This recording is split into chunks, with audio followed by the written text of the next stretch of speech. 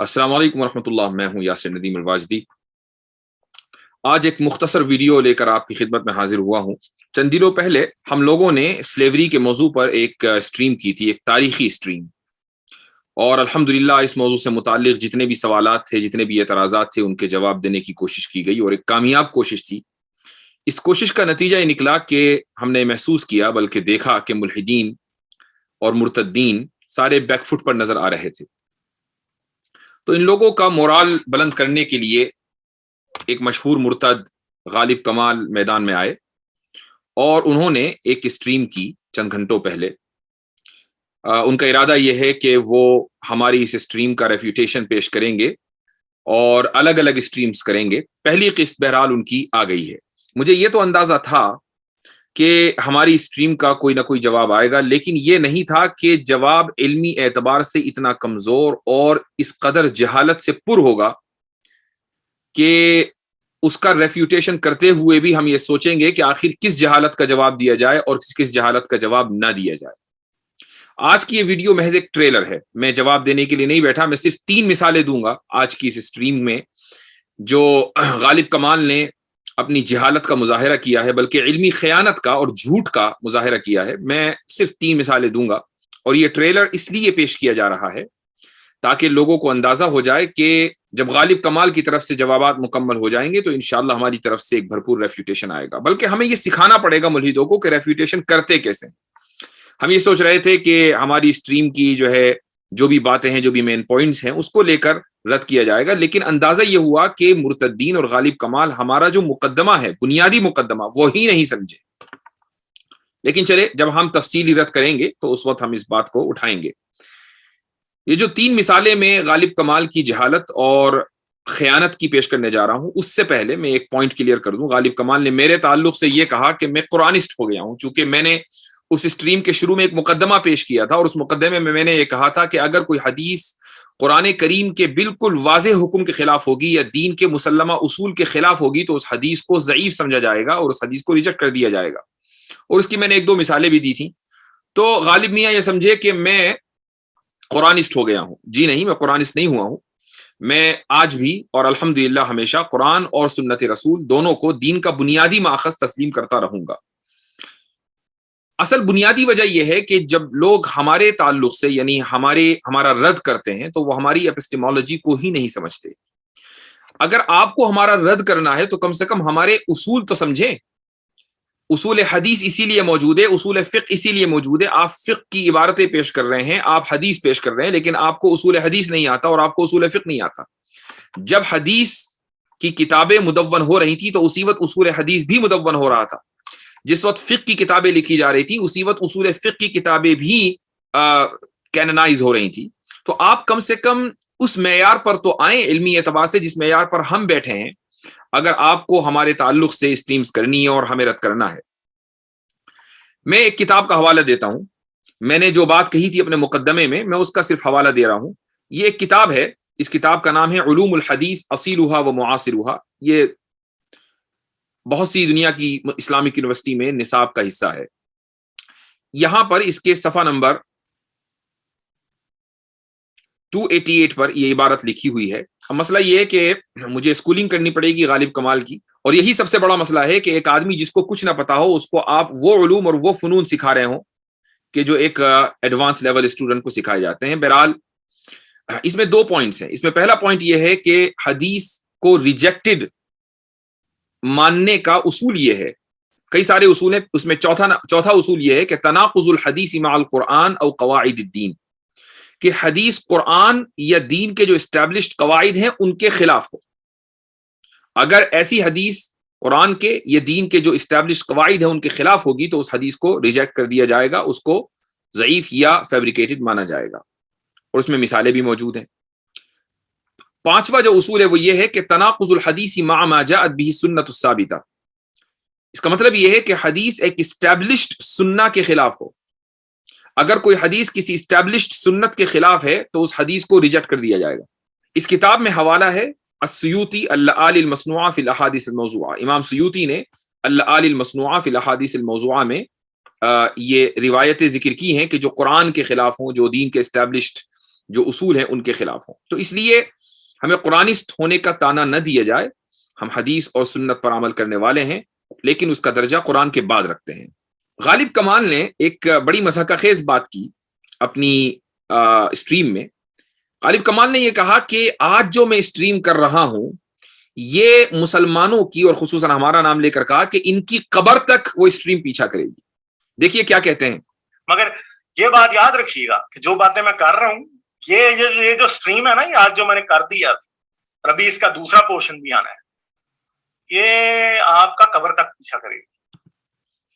جب میں یہ دیکھ رہا تھا تو یہ اسٹریم قبر تک تو کیا پیچھا کرتی، اس اسٹریم نے اپنے ختم ہونے تک بھی ہمارا پیچھا نہیں کیا.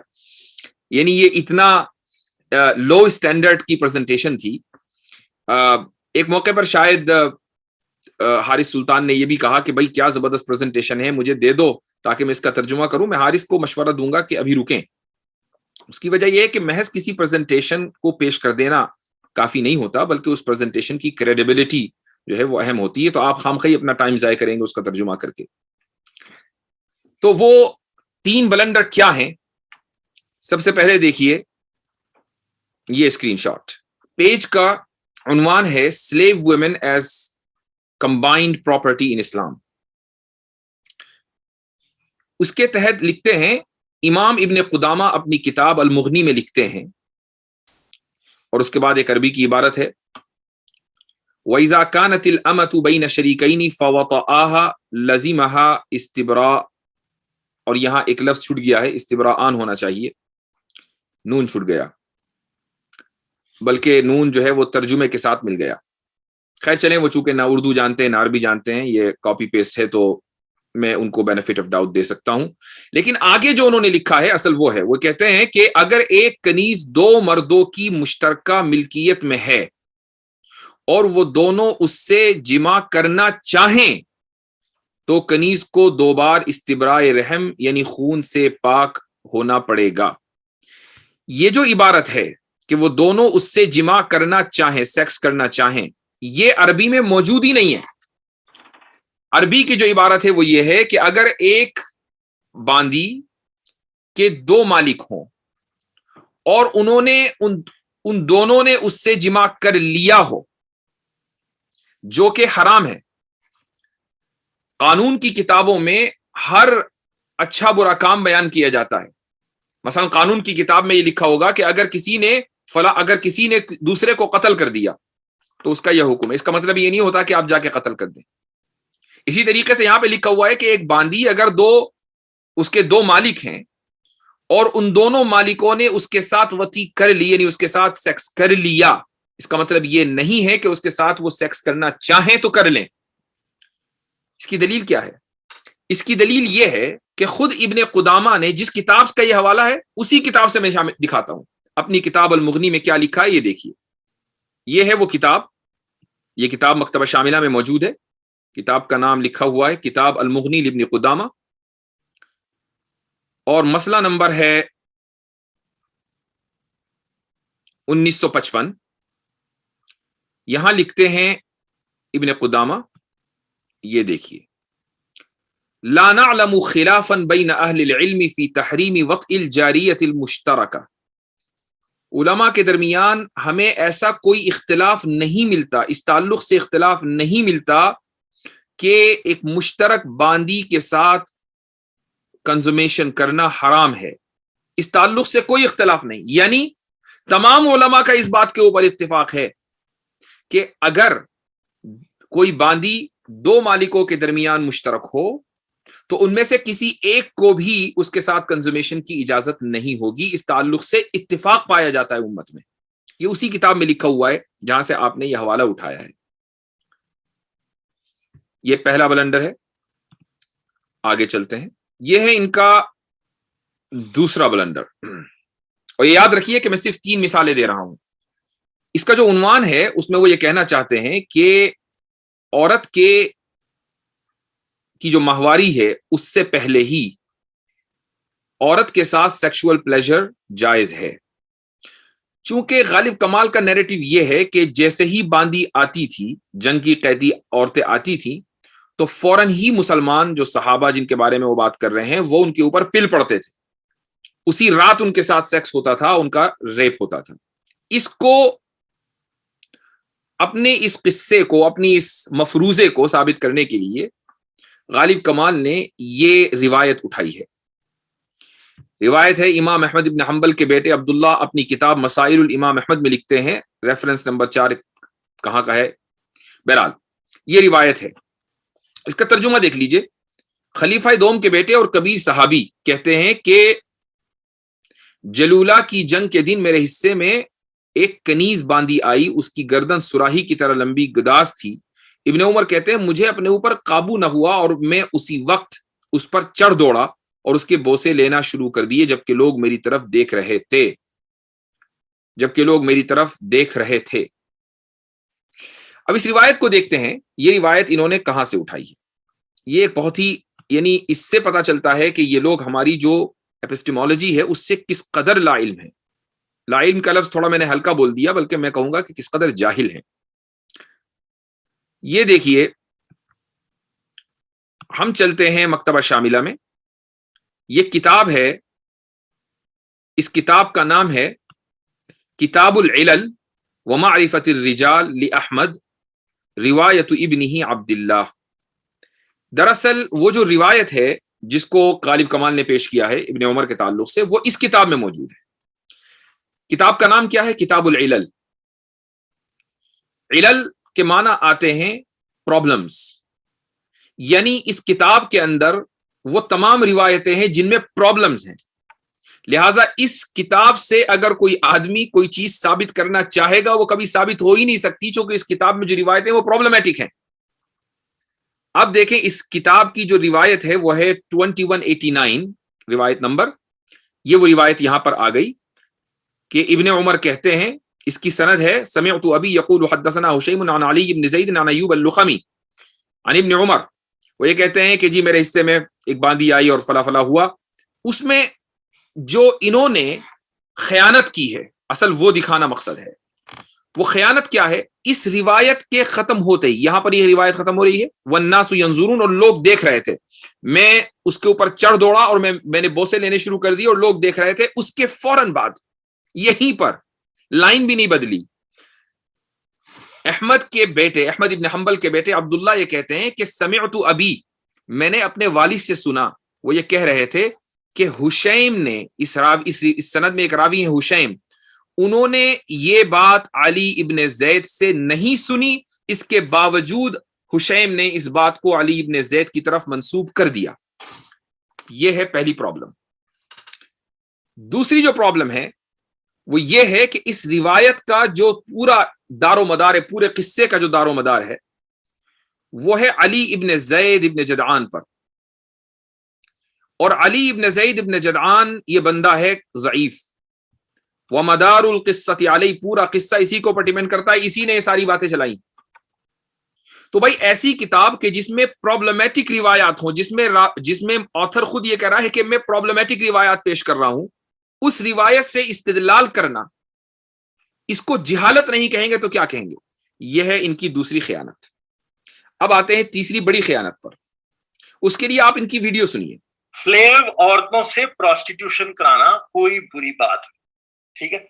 और जिनको, अच्छा अब यहाँ पे ये आयत है कुरान की, और जिनको ब्याह का मकतूर ना हो पाकदामी इख्तियार करें, यहाँ तक कि खुदा इनको अपने फजल से गनी कर दे। और जो गुलाम तुमसे मुकातबत चाहें, अगर तुम उनको सलाहियत और नेक पाओ तो उनसे मुकातबत कर।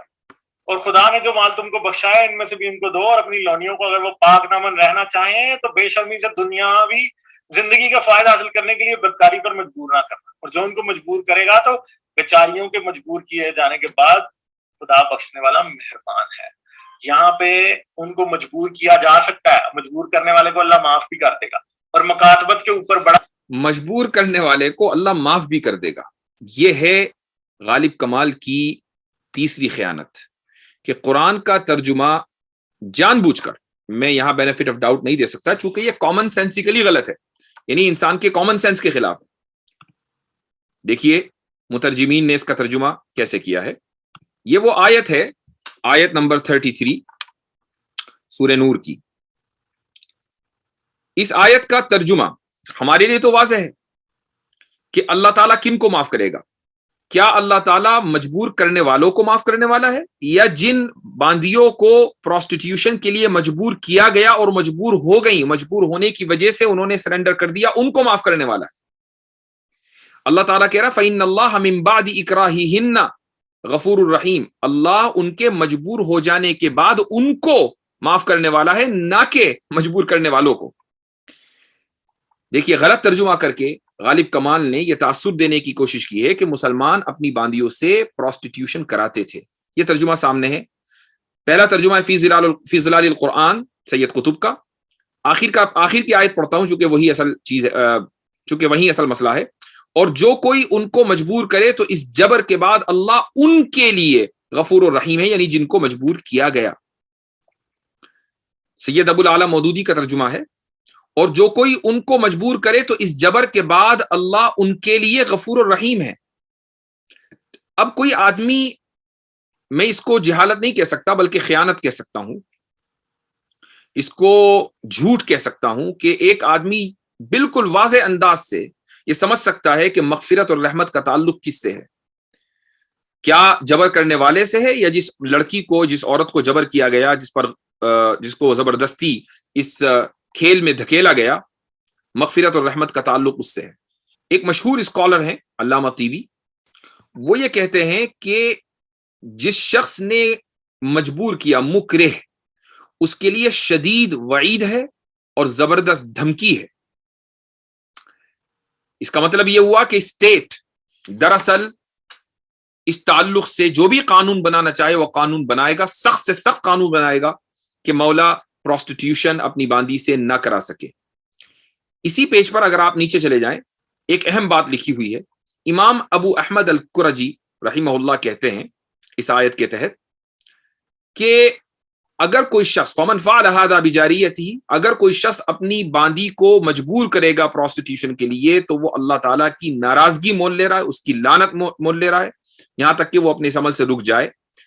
اب اگر جاریہ کو یعنی باندی کو مجبور کیا جا رہا ہے تو اس کو کیا، اس کا کیا حق ہے، وہ کیسے اپنے آپ کو اس دلدل سے نکالے؟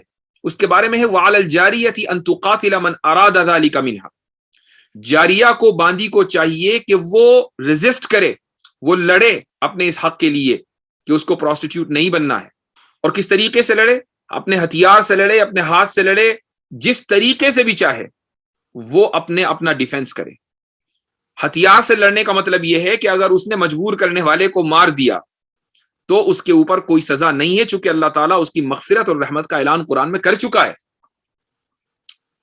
یہ میں نے 3 آپ کے سامنے نمونے پیش کیے ہیں غالب کمال کی ایک اسٹریم سے جو چند گھنٹے پہلے ہوئی ہے۔